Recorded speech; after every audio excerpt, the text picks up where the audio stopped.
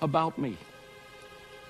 Lord, I reply, these men know that I went from one synagogue to another to imprison and beat those who believe in you. And when the blood of your martyr Stephen was shed, I stood there giving my approval and guarding the clothes of those who were killing him. Then the Lord said to me, go. I will send you far away to the Gentiles. The crowd listened to Paul until he said this. Then they raised their voices and shouted, "Rid the earth of him! He is not fit to live!" As they were shouting and throwing off their cloaks and flinging dust into the air, the commander ordered Paul to be taken into the barracks. He directed that he be flogged and questioned in order to find out why the people were shouting at him like this.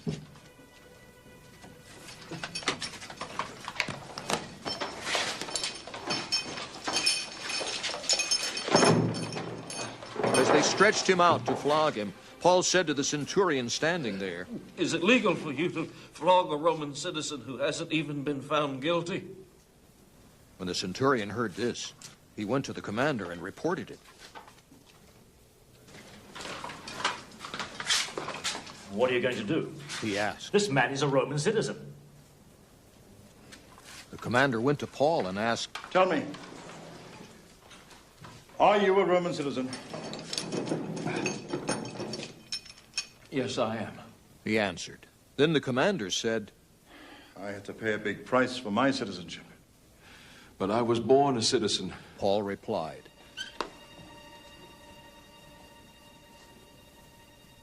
Those who were about to question him withdrew immediately. The commander himself was alarmed when he realized that he had put Paul, a Roman citizen, in chains.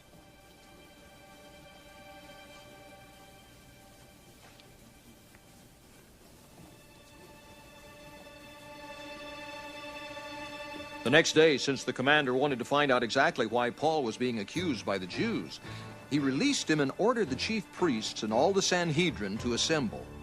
Then he brought Paul and had him stand before them.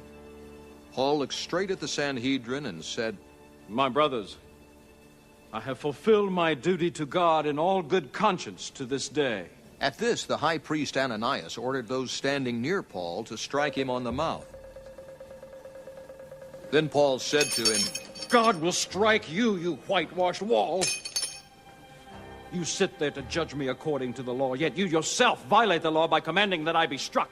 Those who were standing near Paul said, You dare to insult God's high priest. Paul replied, Brothers, I did not realize that he was the high priest. For it is written, do not speak evil about the ruler of your people. Then Paul, knowing that some of them were Sadducees and the others Pharisees, called out in the Sanhedrin, My brothers, I am a Pharisee, the son of a Pharisee. I stand on trial because of my hope in the resurrection of the dead. When he had said this, a dispute broke out between the Pharisees and the Sadducees, and the assembly was divided. The Sadducees say that there is no resurrection, and that there are neither angels nor spirits, but the Pharisees acknowledge them all. There was a great uproar, and some of the teachers of the law who were Pharisees stood up and argued vigorously. We find nothing wrong with this man. They said, What if a spirit or an angel has spoken to him? The dispute became so violent that the commander was afraid Paul would be torn to pieces by them. He ordered the troops to go down and take him away from them by force and bring him into the barracks.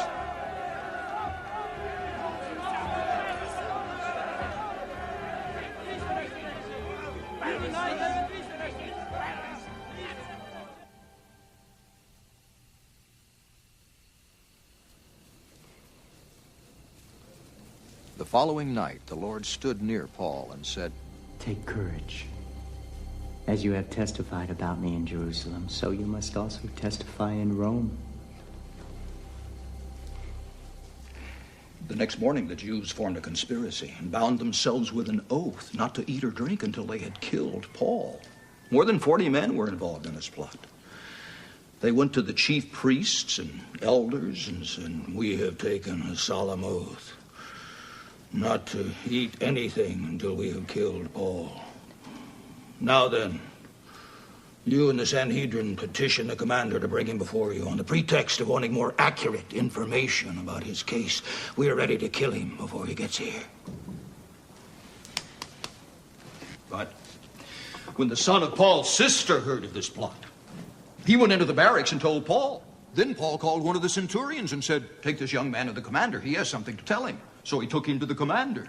The centurion said, Paul, the prisoner, sent for me and asked me to bring this young man to you because he has something to tell you. The commander took the young man by the hand, drew him aside, and asked, "What is it you want to tell me?"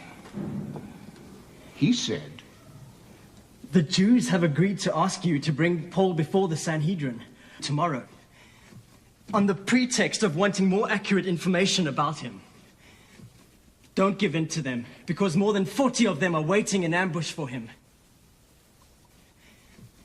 They have taken an oath not to eat or drink until they have killed him.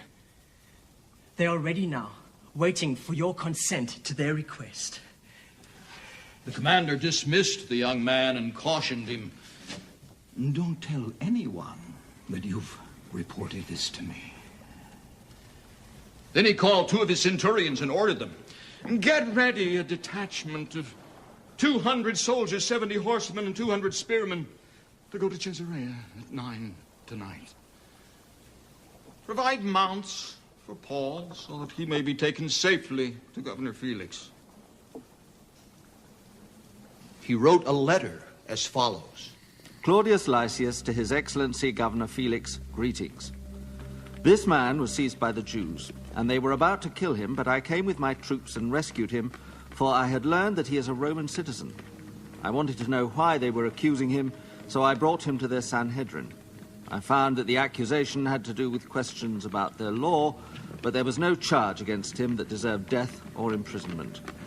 When I was informed of a plot to be carried out against the man, I sent him to you at once. I also ordered his accusers to present to you their case against him. So the soldiers, carrying out their orders, took Paul with them during the night and brought him as far as Antipatris. The next day they let the cavalry go on with him while they returned to the barracks.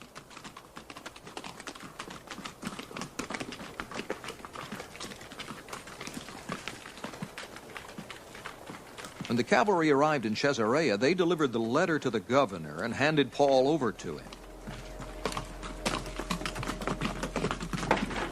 The governor read the letter and asked what province he was from. Learning that he was from Cilicia, he said, "I will hear your case when your accusers get here."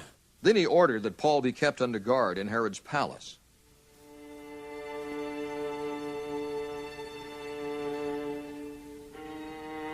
"5 days later, the high priest Ananias went down to Caesarea with some of the elders and a lawyer named Tertullus.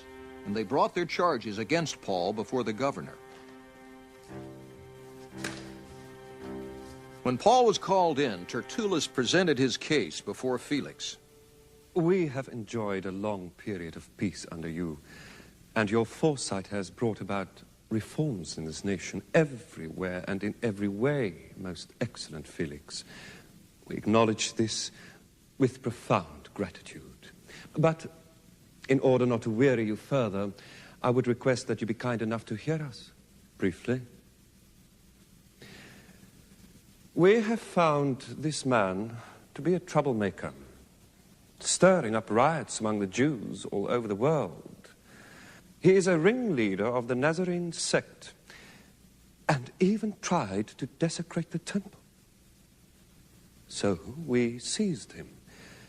By examining him yourself, you will be able to learn the truth about all these charges we are bringing against him." The Jews joined in the accusation, asserting that these things were true. When the governor motioned for him to speak, Paul replied, "I know that for a number of years you have been a judge over this nation, so I gladly make my defense. You can easily verify that no more than 12 days ago I went up to Jerusalem to worship. My accusers did not find me arguing with anyone at the temple, or stirring up a crowd in the synagogues, or anywhere else in the city. And